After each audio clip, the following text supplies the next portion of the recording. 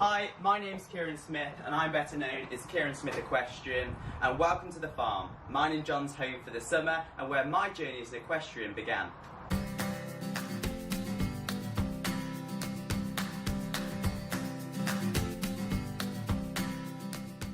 We are back on the farm and John is currently tied up on the yard. I've already got him in prepared for today's video.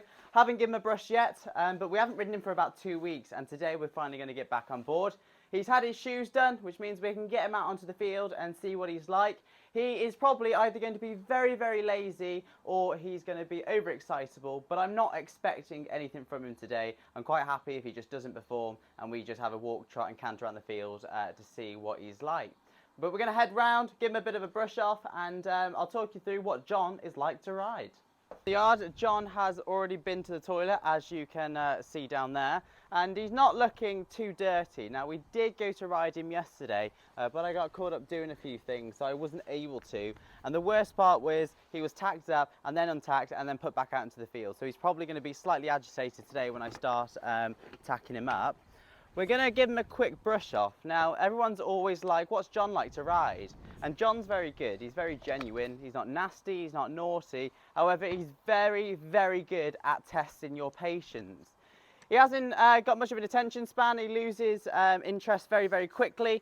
So you've got to keep things very interesting for him unless you want him to switch off. And the worst thing is when he switches off, I don't know where this bag comes from, but when he switches off, he just becomes really difficult to ride. He becomes very sort of dead to the leg, shall we say. He's not very responsive. He doesn't move forward, and he just tests patience like he is now. You don't want to step on that bag. And he'll just test your patience. Or you'll have the other side of John, where he'll be super excitable, but he'll be so excitable that he just simply doesn't want to listen. And that's when things become a little bit stressful as well. But John always knows best. So, going to give his mane and tail a quick brush. I'll then quickly move over his body. His body's actually quite clean. He's not got too dirty, though he did get his fly mask off in the field, which I'm slightly annoyed about. But the good thing is he didn't damage it. So, there's always, what's the saying? Every cloud has a silver lining. Anyway, I'm going to give him a quick brush off and we'll be back in just a moment's time. I have brushed off John's mane and tail. He's moved over from the bag and the muck. And like I say, he's quite clean at the moment, though if anybody's thinking, God, he looks a little bit overweight, yeah, he is. Like I said, actually, no, I can feel his ribs, but I'm having to put a tiny bit of pressure on to be able to feel that. So he could do with dropping a little bit. But he hasn't been worked over the past 2 weeks, and he's on quite a bit of grass at the moment. And it sounds silly, we're heading into August, but before we know it, winter's going to be here. And John doesn't winter very well at all. He dropped a lot of weight last winter, and I actually struggled to get it back onto him. It was quite stressful. I spent a lot of money on feed, and then finally, towards the end of winter, when the temperature started to come up a little bit, he actually started to put a bit of weight on. So I was glad about that. But I'm hoping this winter, if we get the weight on him beforehand, if we're getting slightly overweight, that we'll be a little bit more prepared and I can maintain it a little bit easier. I was just a tiny bit late putting him on feed last year. But going back to what it's like to ride John, like I say, he's perfectly safe. And he can be really chilled, really safe, but sometimes he has that switch where he just switches on and goes into almost competition mode. But I quite like that because when we're out at shows, in the warm-up, he tends to be really relaxed. He tends to take his time. A lot of people comment on how relaxed we are before a competition. And on the inside, we tend to be, well, I tend to be absolutely, what's the word I can use without saying something offensive? I tend to be very nervous on the inside, either way, excitable, I don't know. And John's really sort of chill, so I feel like our nerves kind of come together. Obviously, horses don't quite feel the same emotion as horses don't feel the same emotion as humans, but he's pretty aware if he's about to go into a competition. He knows what's going to happen. He understands the routine. So, yeah, blabbering on at this point. But he tends to chill out quite a lot. And then as soon as we get into the actual competition arena, he switches on, goes into competition mode. And again, it can go one of two ways. He can either go really well for me and listen going round and his performance is top notch, or he thinks he knows best and that's it, then it's all downhill from there because he just doesn't listen, do you? He knows exactly what I'm on about. I flicked his body off. We'll just quickly run over him with the body brush. He stepped in his muck. I knew I should have picked that up. and we'll pick up his feet in a minute. I usually pick out his feet in the field, but I haven't done it today because I just went down, got him in, and yeah, and now we're here. Dude, but what I want to know is what it's like to ride your guys' horses.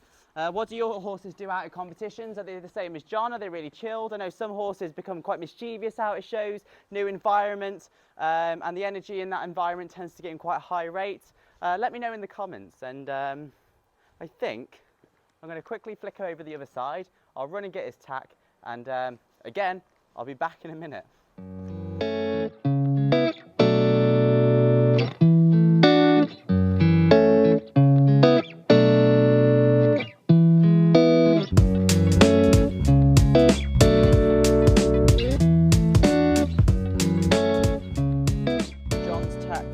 Room. Yeah, he's not too impressed. He's going to be a bit of a pain in the backside now, I think. This is slightly tangled up. Bear with me just a moment. There we go, that's been taken off. Is that through? So always when I'm tacking up John, again, I undo the rope. I tend to slip his head collar off. Now, I can usually leave him off loose depending on the type of mood he's in. As you can see there, straight away he wanted to walk away. Today he's not in the right mood to be left loose on the yard. So we'll pop his breastplate martingale over, followed by his reins. And then he tends to be pretty good having the bridle put on. He's good lads. Ooh. Over his ears. Oh. He's got slightly sore ears at the moment. Oh, did you see that? Dude. Now, yeah, like I was saying, as my eyes water now, my nose is probably slightly bent to the left-hand side. I felt that a lot. He's got quite sore ears at the moment because he's got his fly mask off. And the flies have eaten away at his ears just slightly. There's no actual flies in his ears at the moment, but I'd imagine they're still a little bit sore. So that's why he reacted then. I try to avoid getting headbutted if I can, as anyone would, but hey ho, it is what it is.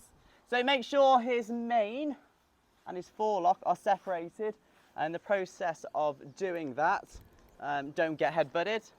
I'm then gonna take his head collar from around his neck. My eyes are starting to stop watering now. If you've been headbutted by a horse, you'll know exactly how that felt, though it wasn't too painful, but my nose did click slightly. So let's just hope I've not broken anything. He's in a very, very pushy mood today. Put it through his breastplate. Now what I'll do is every time he steps forward like that when he's in one of these moods, is I'll just correct him and tell him to go back again. And I'll just keep doing that. Hey, stop now. I'll keep doing that until he stands still. Though he'll carry on nudging me with his head like that. He can be a bit annoying. Well, actually no, he can be very, very annoying. Put his reins back up, and then what I'll do now is I'll slip his head collar back over his head so he's tied back up, and that will let me put the saddle on without having to manage where he stood or where he might potentially go. Give me 2 seconds, guys. Now we've got John's saddle. Now I ride in a Steuben saddle. I've got these stirrups which I don't actually know what make they are, and I've had them since like I was 16 I think, but I refuse to change them because that's what I've always rode in. Now, put this onto his back. I tend to put it quite far forward like anyone would, slide it back, just adjust it slightly. Now his girth, which actually wasn't me, I wasn't the last person to tack and untack him, it's been undone on the wrong side, and the person who did untack him is actually behind the camera right now, smirking to herself. So, I think some training is required. Anyways, clip this one up over this side. I'll do his girth up so his saddle is secured. Now the question is whether or not this girth is going to do up. Let's find out now. And now I always go for the third, the last strap, the last girth strap, and the first girth strap. John has spotted something over in the distance. First and last. Now I always learnt in college that the those two there are joined together by a thread at the top, and that first one there is joined by itself. So if that was to snap, you've always got that one to rely on, and if that was to snap, you've always got that to rely on. So that's his girth done up. I can tell he's going to be a pain in the bottom to ride today. Are you going to behave yourself? The look on his face right now says otherwise. You going to behave yourself? That face tells me I'm in trouble. Jonathan, stop now.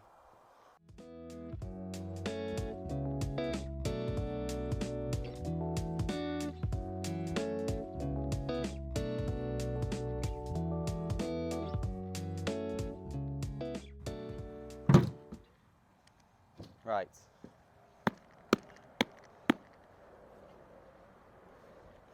Let's see.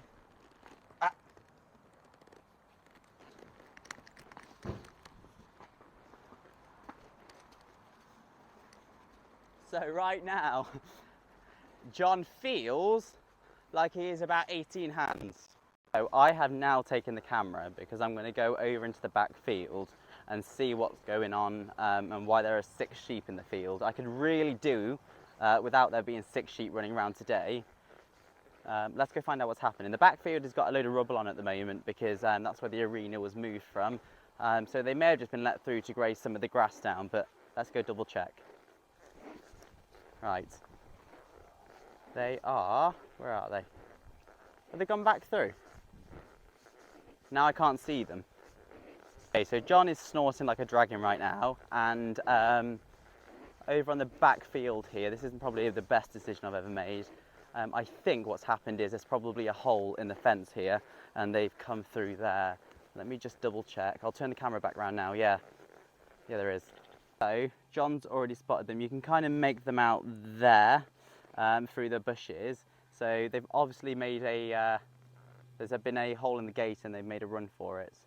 John, what are you thinking? He's not a fan. Okay, I'm going to give the camera back over, and we're going to go ride John back on the field and hope at no point that we're interrupted by the sheep, by the loose sheep.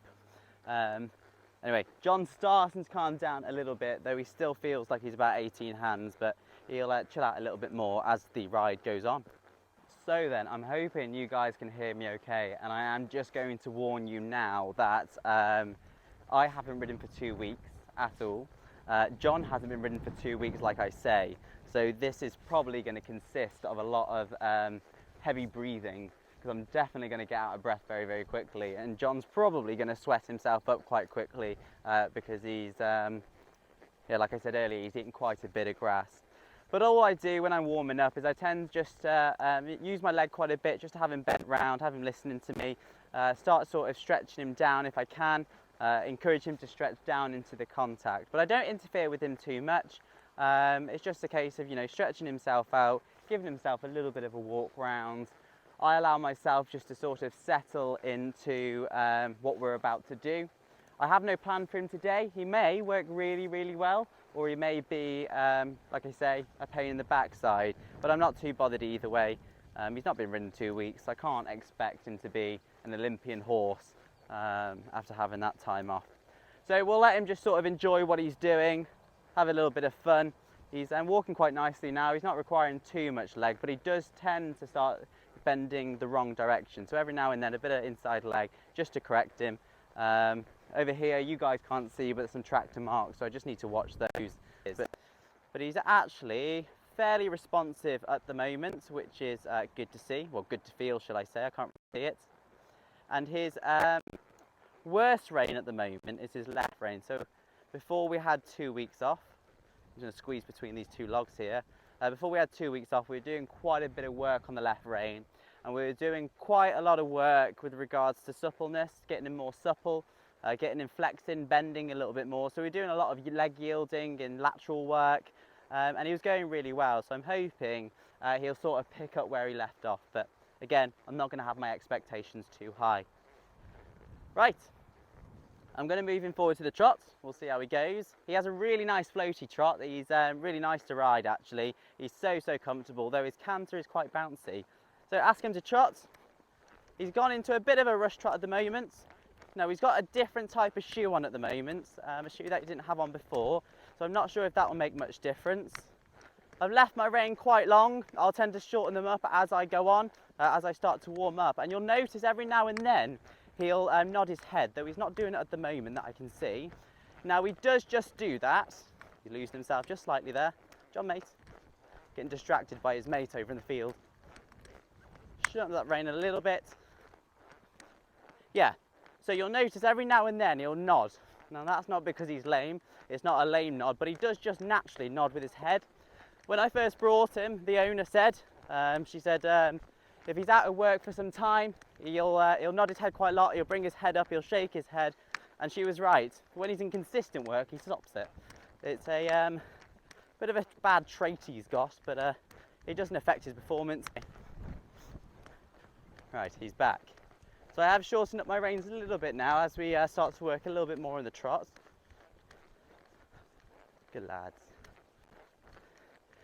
Now, when I teach riders, I try to have a really good understanding of why the horse is doing what they're doing. Always sort of feeling what's going on underneath you and responding to whatever it is that's underneath you. Now I can feel myself falling forward a little bit there. I'm a bit stiff through the leg. There we go. Feel the stiffness. If I just relax into my seat a little bit, there we go. And then that will also allow him to relax. Now, it's really important that you're not restricting the horse through the leg, the knee, the thigh, the calf. The calf wants to sit against the horse, so you've got that contact with them, but it doesn't want to be constantly squeezing them. The knee doesn't want to be on the knee roll. The thigh wants to come away as well, because you want full flexibility in your leg. You want to be able to move your leg back, forward, back, forward. I want to be able to swing it back if I need to. I need to be able to hold it there. I need to swing it forward if I want to, hold it there. I need to be able to adjust it where and when I want to. And he's losing himself a little bit there. There we go. Just checked him on the outside rein. Good lad. And I'm not going to lie to you all, but I had a McDonald's before this, and I've got a stitch. So I'm going to give myself just a minute.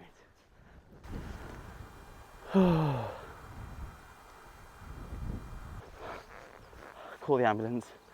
All right, John, off you go, mate.